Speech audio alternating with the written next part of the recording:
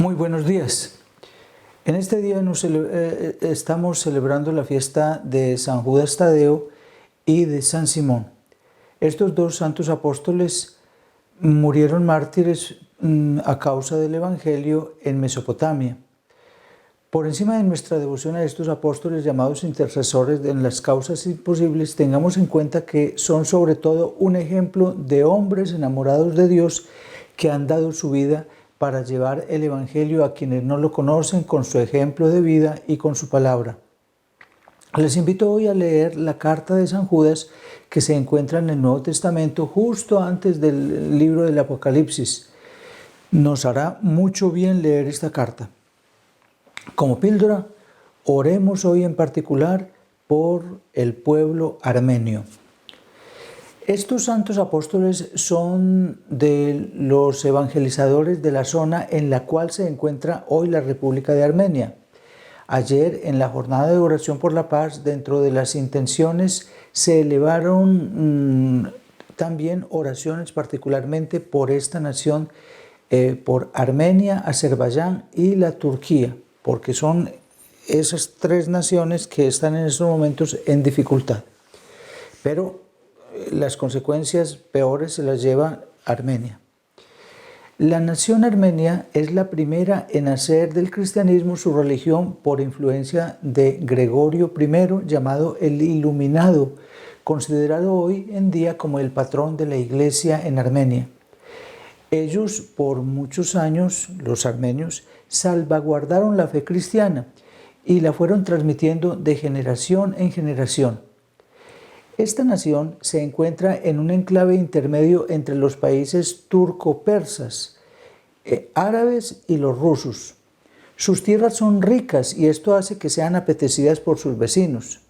Por otro lado, es un cruce del comercio. El pueblo armenio siempre trató de protegerse de sus vecinos que a lo largo de los años se han anexado parte de su territorio después de muchas guerras y masacres continuas.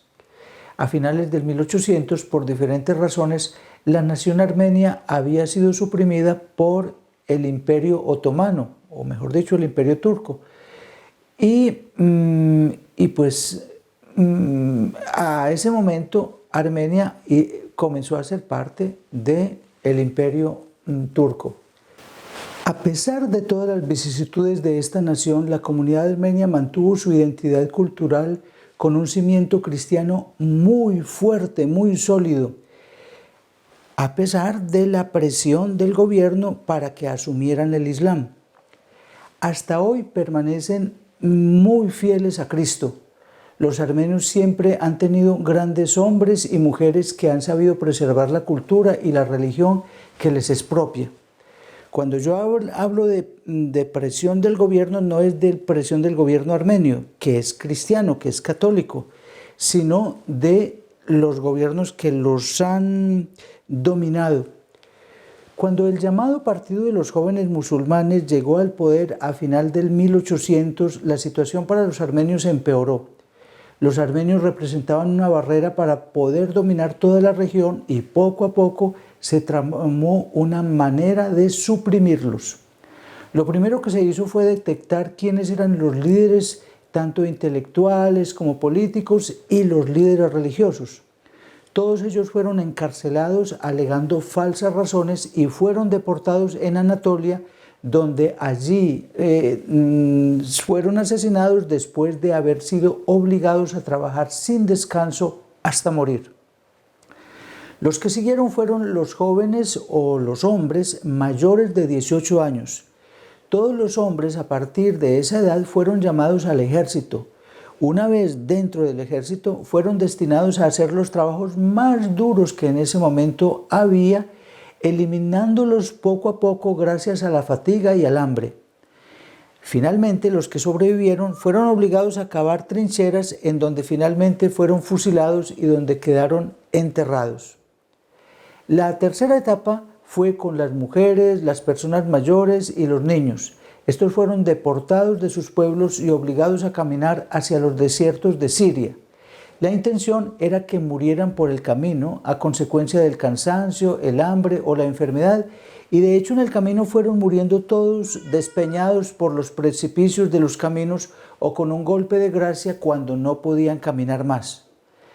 El fervor mostrado por los musulmanes al cometer las atrocidades en nombre del Islam fue una de las experiencias que más impresionaron a los sobrevivientes. Las minorías que viven en territorio islamista no pueden irse contra el poder establecido. Los turcos consideraban que los armenios habrían traicionado al imperio al buscar el apoyo de Europa. De esta manera habían violado dicha disposición y perdido el derecho a la clemencia, por lo que era posible argumentar que matar a los infieles armenios traidores estaba permitido dentro de la Sharia, que es la ley islámica.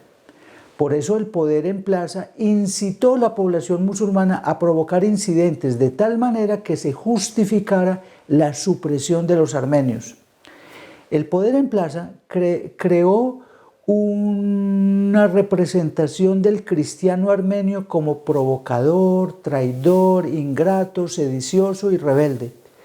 La creación de un clima de opinión pública que aplaudía el castigo y que además ayudara a la consecución de los objetivos de exterminación fue algo que se tramó desde 1909, que se instauró en el poder con la llegada de los jóvenes turcos en 1913 y se llevó a cabo bajo el manto de la guerra entre 1915 y 1918, con secuelas hasta 1923. Cuando la Unión Soviética tomó posesión de ese territorio. Fue un plan estatal con una articulación religiosa en la base social.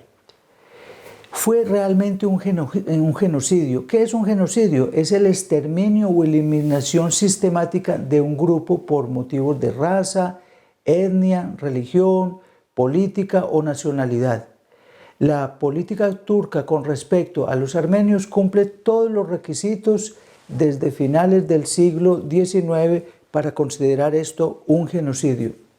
Este horror duró hasta que, gracias a la intervención de Rusia, se logró que los sobrevivientes recuperaran las tierras y se creara de nuevo la nación armenia dentro de la Unión Soviética. Cuando esta última se disolvió en la delimitación que se hizo en 1994, una parte de Armenia que se llama el Alto Nagorno-Karabaj, que no quedó dentro del mapa, digamos así, que fue reconocido como armenio. Esta región quedó en lo que hoy es reconocido como la República de Azerbaiyán. Desde entonces los armenios siempre han permanecido en ese mismo sitio y han defendido esa tierra con toda su fuerza.